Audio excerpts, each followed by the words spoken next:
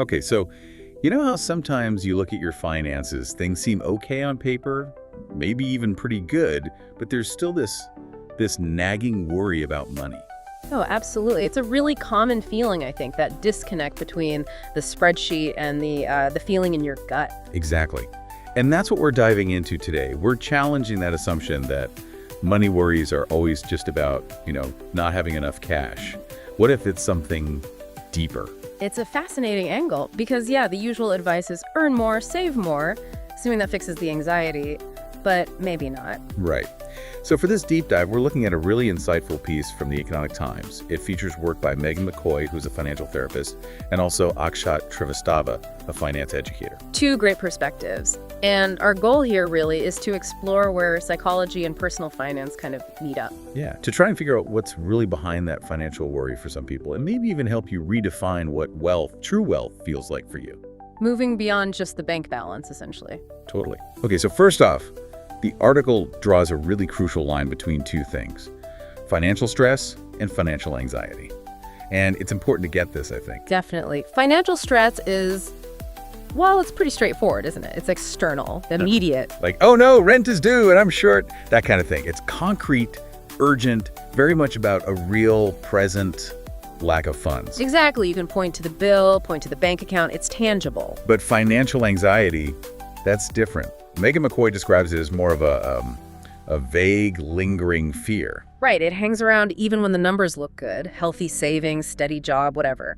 But the worry is still there. It's that sort of invisible weight keeping you up at night, even if, objectively you're doing okay. And that's the piece we're really focusing on today, that less obvious, maybe deeper source of worry. This is where Megan McCoy's work gets really interesting. She's a financial therapist, a professor, and she kind of flips the script here. How so? Well, her core idea is that this kind of financial anxiety often isn't really about income level.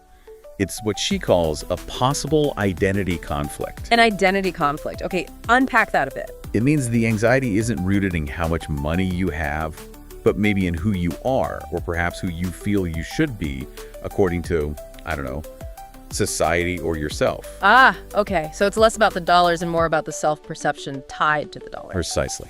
And she has this amazing way of getting at this with her clients. It sounds super simple, but it's apparently very revealing.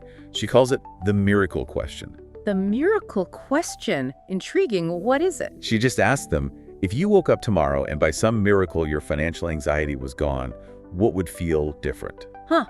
Okay. Simple question. Deceptively simple. Because the article points out the answers people give, they almost never mention money directly. Really? So they don't say, I'd have X million dollars. Nope, not at all.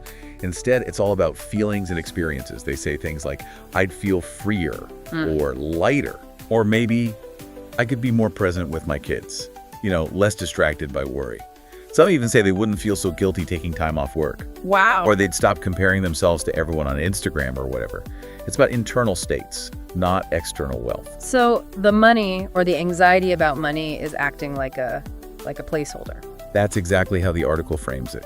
Money becomes the most visible outlet for these much deeper insecurities. Insecurities about what, like your identity, your self-worth, maybe feeling judged by society. Yeah, all of that. The financial worry isn't the root problem itself. It's just where that deeper problem shows up most clearly, the thing we tend to focus on. That makes a lot of sense, actually. It links up with some other things people are talking about now. Like who? Well, like Akshat Srivastava, you mentioned him earlier. His message about intentional living, choosing value over just status spending, it's really blown up, hasn't it?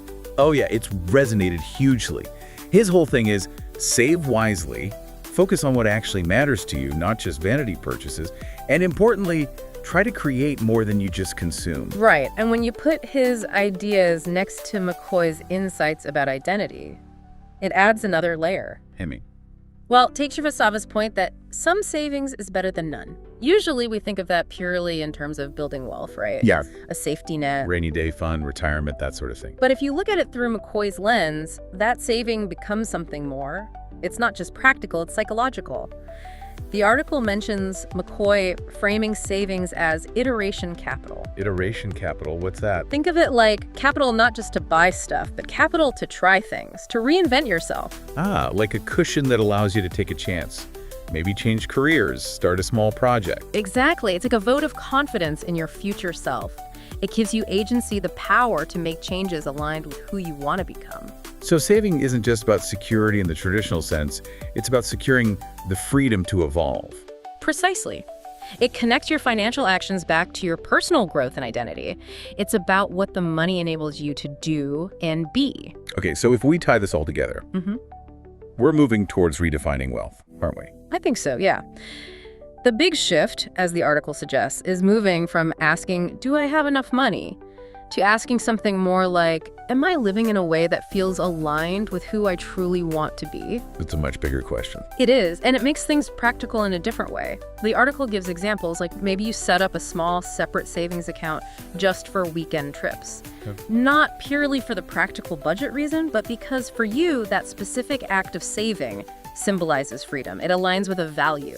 Or maybe it's about consciously stepping off the career comparison treadmill. Stop looking at what peers are doing and decide what your definition of success actually is. Right, and then maybe adjusting your financial goals or spending to match that definition, not someone else's. It's about aligning the external, your money habits, with the internal, your values and sense of self. Which, hopefully, leads towards that deeper sense of peace we're all kind of looking for. That seems to be the idea. So, that path to financial peace, maybe it doesn't start with a bigger paycheck. Maybe it starts with understanding the why behind the worry. Using something like McCoy's miracle question to untangle those financial fears from what's really going on inside. Yeah, separating the money symptoms from the personal truths.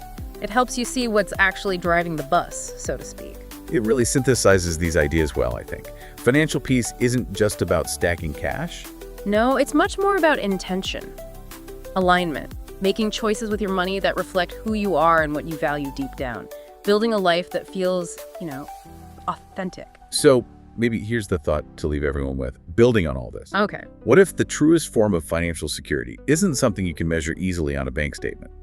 What if it's measured by how closely your actions, especially your financial actions, align with your deepest sense of who you are?